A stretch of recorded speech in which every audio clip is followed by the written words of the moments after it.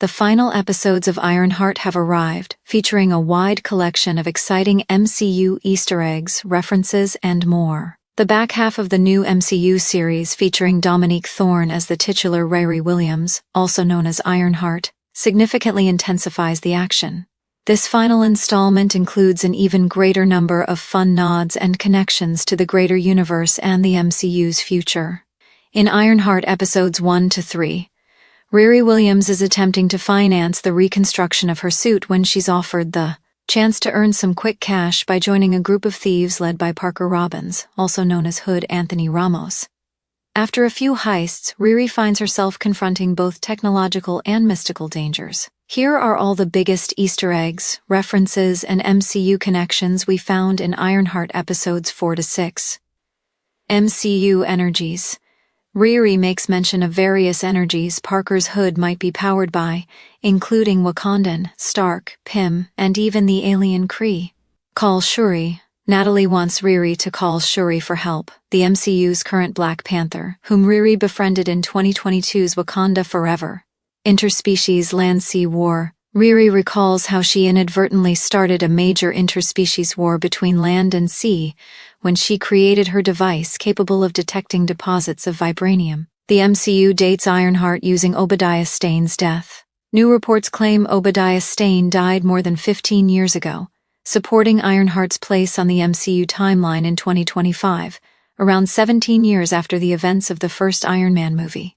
A mentor to Stark. Obadiah is referred to in the news as a mentor to Tony Stark, supporting Zeke's claim that the true events of Obadiah's death and attempt to kill Stark were covered by S.H.I.E.L.D., just as Phil Coulson told Tony it would with a story about a plane crash.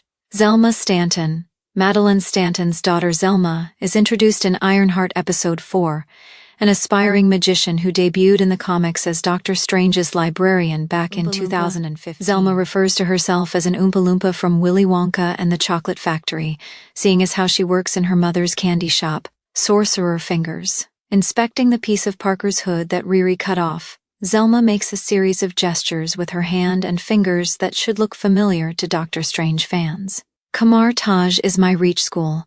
Zelma mentions her hopes to one day study at the sorcerer training grounds known as Kamar Taj, referring to it as her reach school.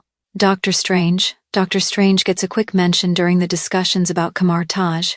Madeline is a dropout, a former magician herself. Madeline confirms she dropped out, leaving Kamar Taj to raise Zelma. Baby witches on TikTok. Zelma's mention of baby witches on TikTok suggests the young magical community in the MCU is much bigger than we thought. Perhaps this is some setup for the rumored Strange Academy series that had been in development. The darkest of dimensions. Sensing the dark origins of the hood, it's confirmed that it originates from one of the darkest dimensions. This naturally points to Dormammu, the dark dimension ruler who gave Parker his hood in the comics. Zeke getting augments. After Parker breaks Zeke out of prison, the younger Stane subjects himself to several of his bio-augmentation upgrades, mirroring the character's villainous arc in the original comics. Dormammu. In Ironheart Episode 5, Zelma meets with Riri to share her suspicions that Parker's hood came from Dormammu, officially name-dropping the villain from the first Doctor Strange movie and the hood's benefactor in the comics. To eat it? Wondering about Dormammu's motivations, Riri asks if he wants to eat the planet. This feels like a fun and meta nod to Galactus, the World Devourer, who's set to make his MCU debut in July's Fantastic Four First Steps. Caecilius. Zelma also mentions Caecilius, the servant of Dormammu in 2016's Doctor Strange, whose dark and cracked eyes and scars growing on Parker's back. Ironhead. As a child, Riri's stepfather, Gary, gave her the nickname Ironhead after a wrench fell and landed on her. As such, it brings us one step closer to her actual name from the comics, which we've yet to actually hear in the MCU. More Star Trek references. Even more Star Trek nods are made in Ironheart Episodes 4 to 6. This includes Xavier and Riri debating about whether she's more like Spock or Uhura, the Starfleet logo on Xavier's note from Riri, and even the classic quote from James T. Kirk when referring to Spock. Of all the souls, his was the most human. As such, it all ties back to Xavier and Riri's established friendship and Star Trek fandom in the original comics. Comics accurate hood suit, wearing a black suit underneath his sinister crimson hood. Parker Robbins looks very comics accurate as he threatens his father, taking over his house and holdings with Zeke by his side, having become Parker's puppet. Comics accurate iron suit, made from her stepfather's 1972 Plymouth Barracuda. Riri's new red and black suit of armor looks more comic accurate than any suit she's had in the MCU, specifically the heart-shaped reactor on the chest. Mephisto, played by Sacha Baron Cohen. Mephisto finally makes his MCU debut, 4 years after the theories began in 2021's WandaVision. Rather than Dormammu, Mephisto is indeed the one who gave Parker his hood, having made a deal with the devil-like villain. Sorcerer's sigils. As Riri fights Parker and tries to remove his hood, her magically powered suit is quite impressive. There are even familiar sorcerer sigils across Riri's HUD, highlighting how her suit's been mystically amped. Demon-possessed hood. Parker is depicted as a full demonic monster, the darkness within him having taken over much like in the comics when he became a vessel for a much darker power. Telling Riri how desperate and in pain he is without his hood. Riri's acknowledgement is a subtle nod to her reliance on her armor, a compelling parallel that's worth pointing out. It feels very similar to when a young Spider-Man told Tony Stark he was nothing without his suit in Spider-Man: Homecoming.